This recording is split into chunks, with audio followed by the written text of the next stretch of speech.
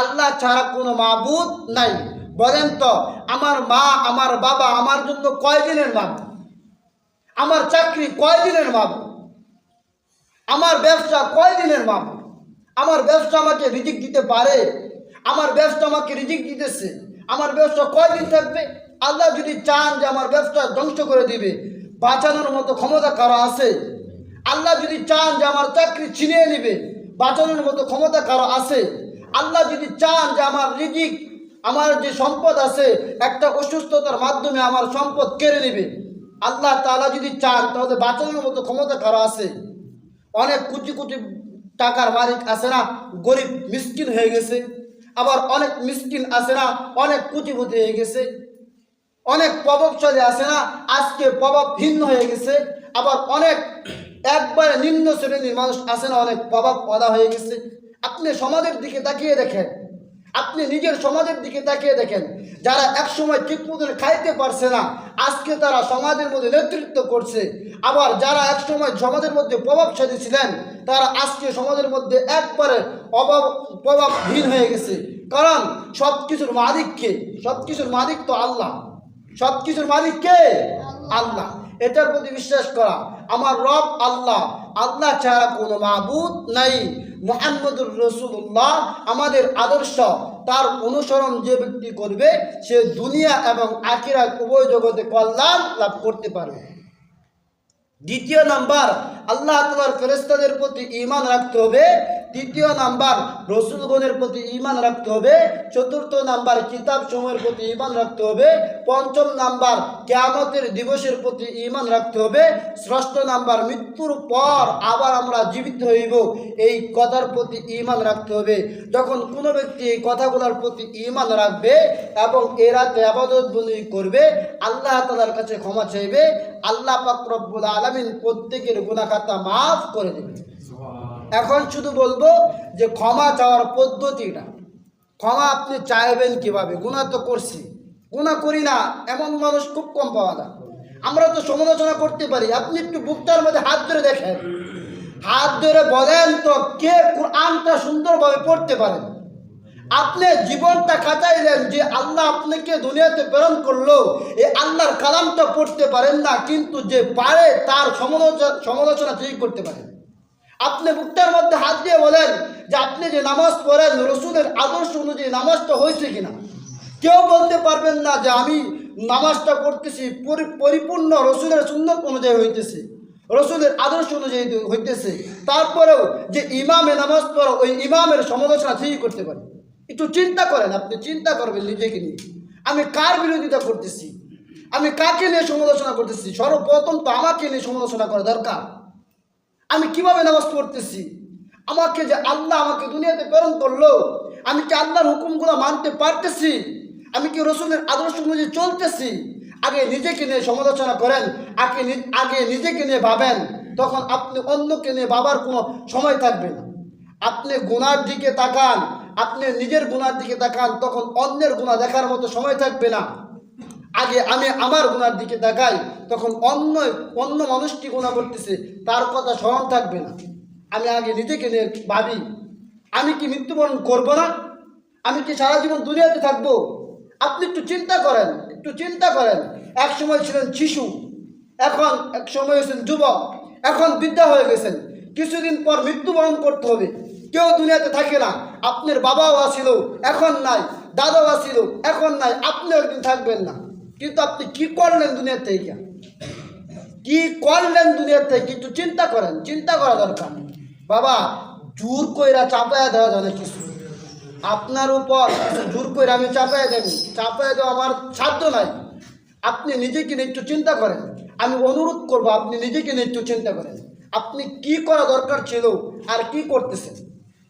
একটু চিন্তা করেন, একটু চিন্তা করা দরকার আছে। আপনি যখন সারাদিন চলছেন, চলার পর একটু শুইবেন যখন, তখন মাথার মধ্যে হাত দিয়ে একটু চিন্তা করেন যে আমি দুনিয়াতে আসার পর কি করলাম, আমার কি করা দরকার ছিল, আর আমি কি জবাব দিব। জবাবদিহি ছাড়া কেউ যাইতে পারবেন? বলেন তো, জবাবদিহি ছাড়া কেউ যাইতে পারবেন? কেউ যাইতে পারবেন না। জবাব দিয়া তারপর আগাইতে হবে। তাহলে আমি জবাব দিব কি? একজন ছাত্র যখন 4 বছর লেখাপড়া না করে পরীক্ষার খাতা যখন দেয়, প্রশ্ন দেয়, তখন সে লিখবে কি? পাস করা সম্ভব? এখন আমি আর আপনি ইবাদত বন্দি করলাম না, তাহলে আল্লাহ তাআলা যখন আমাকে দিবে যে তোমার নোটিশ দাও, নোটিশ দিয়ে জান্নাতে যাও, তখন কি দেখাইবে? আল্লাহকে কি দেখাইবে? এই জন্য আল্লাহ পাক রব্বুল আলামিন আমাদেরকে বরকতপূর্ণ একটা রাত দিছে। এই রাতে আল্লাহ পাক রব্বুল আলামিন অসংখ্য অগণিত মানুষকে মাফ করবেন। মাফ করার হালতটা কিভাবে মাফ চাইলে মাফ করবেন, কিভাবে মাফ চাইলে ক্ষমা করবেন, আল্লাহ পাক রব্বুল আলামিন নিজেই জানিয়ে দিয়েছেন। ইয়া আইয়ুহাল্লাযীনা আমানু তুবু ইলাল্লাহি তাওবাতান নাসুহা। তওবায়ে নাসুহা করো, তওবায়ে নাসুহা করো। তুমি জীবনে গুনাহ করো না এমন কোনো বান্দা নাই। অনেক গুনাহ করেছো, গুনাহগুলা চোখের সামনে আনো। গুনাহগুলা যখন তোমার সামনে আনবা, দেখবা তুমি নিজেই লজ্জিত। তুমি গুনাহ করো না, তোমার মায়ের সামনে গুনাহ করো না, মা তোমাকে খারাপ বলবে। ভাইয়ের সামনে গুনাহ করো না, ভাই তোমাকে খারাপ বলবে। ছেলের সামনে গুনাহ করো না, ছেলে তোমাকে খারাপ বলবে। বন্ধুর সামনে গুনাহ করো না, বন্ধু তোমাকে খারাপ বলবে। আমি অত্র এলাকার মানুষের সামনে গুনাহ করি না। কেন? মানুষের সামনে গুনাহ করলে মানুষ আমাকে খারাপ জানবে। কিন্তু যে রব আমাকে সৃষ্টি করলো, যে রব আমাকে রিজিক দিল, যে রব আমাকে হাত দিল, চলার জন্য পা দিল, দেখার জন্য চক্ষু দিল, শোনার জন্য কান দিল, মহব্বতের জন্য অন্তর দিল, চলার জন্য পা দিল, সব যে রব আমাকে দিল, ওই রবের সামনে কিভাবে নাফরমানি করো? একটু চিন্তা করো, চিন্তা করো আর বলো যে আল্লাহ এই গুনাহগুলো সামনে আনো। যে গুনাহ করছি, এই গুনাহ যদি আমার বাপে দেখতো, তাহলে আমার বাপে আর বাড়িতে আমাকে জায়গা দিত না। আমার গুনাহ যদি আমার মা দেখতো, তাহলে আমার মা আমাকে আর মহব্বত করতো না। আমার গুনাহ সম্পর্কে যদি আমার স্ত্রী জানতো, আমার স্ত্রী আমাকে আর তার সাথে শুইতে দিত না। আমার গুনার সম্পর্কে যদি আমার বোন জানতো, আমার বোন আমাকে ঘৃণা করতো, আমার সামনে আসতো না। আমার গুনার সম্পর্কে যদি আমার ভাই জানতো, আমার ভাই আমাকে ঘৃণা করতো, আমার কাছে আসতো না। আমার গুনাহ সম্পর্কে যদি আমার বন্ধু জানতো, আমার বন্ধু আমার কাছে আসতো না, আমার থেকে দূরে থাকতো। আজকে যে গুনাহ করছে আল্লাহ, আমার সামনে কেউ আসতো না, কিন্তু তুমি তো আমার রব, তুমি আমাকে ক্ষমা করো, তুমি আমাকে ক্ষমা করো, তুমি আমাকে ক্ষমা করো।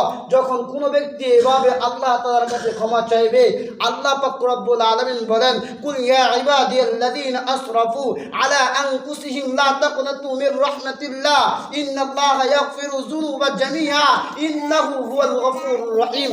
আমি আল্লাহ দয়ালু, আমি আল্লাহ রহমান, আমি আল্লাহ রহিম, আমি আল্লাহ জব্বার আর রহমানুর রহিমুল মালিকুল কুদ্দুসুস সালামুল মুমিনুল মুহাইমিনুল আজিজুল জব্বারুল মুতাকাব্বির আল খালিকুল বারিউল মুসাব্বিরুল গফফারুল কাহ্হারুল ওয়াহ্হাবুর রাজ্জাকুল ফাত্তাহুল আলিমুল কাবিরুল বাসিতুল খাফিদুর রাফিউল মুজিবুল মুযিল্লুস সামিউল বসির আল হাকামুল আদলুল লতীফুল খবীরুল হালিমুল আযীমুল গফুরুল শাকুর। যে আমি আল্লাহ প্রত্যেকটা গুণের অধিকারী, আমি আল্লাহর কাছে ক্ষমা চাও, আমি আল্লাহ তোমাকে ক্ষমা করে দেব। আল্লাহর কাছে ক্ষমা চাইতে হবে না? যদি ক্ষমা না চাইতে হলে কিভাবে দাঁড়াইবো আল্লাহ তাআলার কাছে? কিভাবে দাঁড়াইবো? আমার গুনাহ নিয়ে আমি আমার মার সামনে দাঁড়াইতে পারি না, আল্লাহর সামনে কিভাবে দাঁড়াই? একটু চিন্তা করেন বাবা, একটু চিন্তা করেন।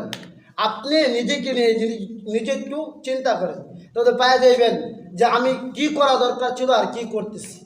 তাহলে আল্লাহ তাআলা জিকির করবেন। জিকির করা আমাদের কি লাভ জানেন? একবার বলছেন সুবহানাল্লাহ, আল্লাহ কি কয় জানেন? আপনি একবার বলছেন সুবহানাল্লাহ, সুবহানাল্লাহ, আল্লাহ তুমি পবিত্র। আমার আল্লাহ বলে কি জানেননি? আমার আল্লাহ বলে, এ বান্দা তুই আমাকে ডেকে বলতেছ আমি পবিত্র, আমি সব কিছু থেকে মুক্ত, সমস্ত কিছুর মধ্যে ভুল বানান্তি আছে, ভেজাল আছে, কিন্তু আমি আল্লাহ মুক্ত, আমি পবিত্র। যা বান্দা, তোকে আমি পবিত্র করে দিলাম, সমস্ত গুনাহ থেকে মাফ করে, সমস্ত গুনাহ মাফ করে বেগুনাহ মাসুম বানাইয়া তোকেও পবিত্র করে দিলাম। তো পবিত্র হতে চান না? পবিত্র হতে চান কে কে? হাতটা তুলেন। পবিত্র হতে চান কে কে? যে যে পবিত্র হতে চান আমি আপনাদের কাছে আবদার রাখবো, আপনি বলেন আল্লাহকে সুবহানাল্লাহ, সুবহানাল্লাহ, সুবহানাল্লাহ, আল্লাহ তুমি পবিত্র, আমাদের গুনাহ খাতা মাফ করে করে দাও পবিত্র। আর যদি বলেন আলহামদুলিল্লাহ, আলহামদুলিল্লাহ কেমন জানেননি? আলহামদুলিল্লাহ একবার বলছেন আলহামদুলিল্লাহ। আল্লাহর প্রতি জবাব দেওয়া, আল্লাহ আমাকে আর আপনাকে জবাব দেওয়া ওয়াজিব হয়ে যায়। আল্লাহর উপর ওয়াজিব হওয়া যখন আমি আর আপনি বলি আল্লাহ আলহামদুলিল্লাহ, আসমান জমি পৃথিবীর বুকে যত কিছু আছে, সমস্ত রাজা আছে, সব কিছুর মধ্যে কি আছে? ত্রুটি আছে। কিন্তু আপনি এমন এক আল্লাহ যার মধ্যে কোনো ত্রুটি নাই। আপনি হলেন সমস্ত প্রশংসার মালিক। যখন আমি আর আপনি অন্তর থেকে বলবো আলহামদুলিল্লাহ, সমস্ত প্রশংসার মালিক আপনি আল্লাহ, তখন আল্লাহ বলে কি জানেননি? যা বান্দা, তুই আমাকে বললে আমি সবচেয়ে প্রশংসিত, যে আমি আল্লাহ তোকে বানিয়ে দিলাম। সমাজের মানুষ তোকে প্রশংসা করবে, বিশ্বের মানুষ তোকে প্রশংসা করবে। তোর স্ত্রী, যে স্ত্রী তোকে দেখতে পারে না ওই স্ত্রী তোর প্রশংসা করবে। যে ভাই তোকে দেখতে পারে না ওই ভাই তোর প্রশংসা করবে। যে বোন তোরকে দেখতে পারে না ওই বোন তোর প্রশংসা করবে। আপনি বলতে দেখেন, আপনি কিছুদিন পরেন, আমার কথাটা প্রমাণ করেন। আপনি চলতেছেন, ফিরতেছেন, কাজ করতেছেন, বলেন আলহামদুলিল্লাহ আলহামদুলিল্লাহ আলহামদুলিল্লাহ। বেশি না, 40 দিন পর্যন্ত আপনি প্রত্যেক দিন 100 বার কইরা আলহামদুলিল্লাহ বলেন। যদি সমাজের মানুষ আপনাকে সম্মান না করে, আপনার স্ত্রী আপনাকে সম্মান না করে, আপনার ভাই আপনাকে সম্মান না করে, আপনার বোন আপনাকে সম্মান না করে, তাহলে আমি আর দূরে গেছি না, আমি তো এই জায়গায় আছি। 1 মাস তো এই জায়গায় থাকবো কমপক্ষে। আপনি আসবেন, আমাকে বলবেন যে হুজুর আপনি বলছেন আলহামদুলিল্লাহ বলতে, প্রত্যেক দিন 100 বার আলহামদুলিল্লাহ বললাম, কেউ আমাকে সম্মান করে না। আপনি আমাকে ধরেন, আমি আপনাকে প্রমাণ দিয়ে দিব। আর খালেস নিয়তে যদি আপনি আলহামদুলিল্লাহ 40 দিন 100 বার করে পড়তে পারেন, আমি আল্লাহ তাআলার প্রতি ভরসা রেখে বলতে পারি আল্লাহ পাক রব্বুল আলামিন অবশ্যই আপনাকে সমাজে, আপনাকে স্ত্রীর কাছে, ভাইয়ের কাছে, বোনের কাছে, পরিবারের কাছে, সকলের কাছে সম্মানিত করে দিবেন। এটা আমি নিজে গ্যারান্টি, আমি নিজে পাইছি, প্রমাণ নিজে পাইছি। কি করতে হবে? অন্তর থেকে বিশ্বাস করে বলতে হবে। আর কোনো ব্যক্তি যদি বলে আল্লাহু আকবার, ওয়াজিব, ওয়াজিব আল্লাহর উপর ওয়াজিব কি হবে শুনেন। কোনো ব্যক্তি যদি বলে যে আল্লাহু আকবার, অন্তর থেকে বিশ্বাস করে আল্লাহ তুমিই বড়, ভারতের মালিক সরকার এত বড় না, বাংলাদেশের সরকার এত বড় না, আমি যার কাজ করি, আমি যার চাকরি করি, যার অধীনে কাজ করি সে এত বড় না, তুমি যত বড়, তুমি সবচেয়ে বড়, তুমি সবচেয়ে বড়। যদি আপনি অন্তর দ্বারা বলতে পারেন, আমার আল্লাহ বলে আপনাকেও সমাজের মধ্যে, পরিবারের মধ্যে, রাষ্ট্রের মধ্যে বড় করে দিন। বড় হতে চান না, সম্মানিত হতে চান না, প্রশংসিত হতে চান না, পবিত্র হতে চান না, যদি হতে চান জিকির করেন, আল্লাহর জিকির করেন, দেখবেন আল্লাহ তাআলা অবশ্যই আপনাকে প্রশংসিত করে দিছে, আল্লাহ তাআলা পবিত্র করে দিছে। আর লাস্টের যে বিষয়টা, এটা হলো লা ইলাহা ইল্লাল্লাহ। এটা ছাড়া যাবে না। এটা ছাড়া যদি এটা ছেড়ে দেয় তাহলে তার ঈমানই থাকবে না। লা ইলাহা ইল্লাল্লাহ, লা ইলাহা ইল্লাল্লাহ। আল্লাহ তুমি ছাড়া কোনো মাবুদ নাই। আমার মা আমার জন্য মাবুদ না, আমার বাবা আমার জন্য মাবুদ না, আমার চাকরি আমার জন্য মাবুদ না, আমার ব্যবসা আমার জন্য মাবুদ না, আমার শিক্ষা আমার জন্য মাবুদ না, আমার কোরআন তেলাওয়াত আমার জন্য মাবুদ না, আমার নামাজ আমার জন্য মাবুদ না। আমি সব কিছু করি তুমি মাবুদের জন্য। লা ইলাহা ইল্লাল্লাহ, তুমি ছাড়া কোনো মাবুদ নাই, তুমি ছাড়া কোনো মাবুদ নাই। তুমি আমার জন্য সব, তুমি আমার জন্য যথেষ্ট, তুমি আমার জন্য সব, তুমি আমার জন্য যথেষ্ট। আমি তোমার গোলাম, তুমি আমার মালিক, তুমি আমার মালিক, আমি তোমার গোলাম। বলেন না তুমি আমার মালিক, আমি তোমার গোলাম, তুমি আমার মালিক, আমি তোমার গোলাম, তুমি আমার মালিক, আমি তোমার গোলাম। আল্লাহ পাক রব্বুল আলামিন আমাকে আপনাকে যদি গোলাম হিসেবে কবুল করে, আমাদের কোনো টেনশন আছে? কোনো টেনশন নেই।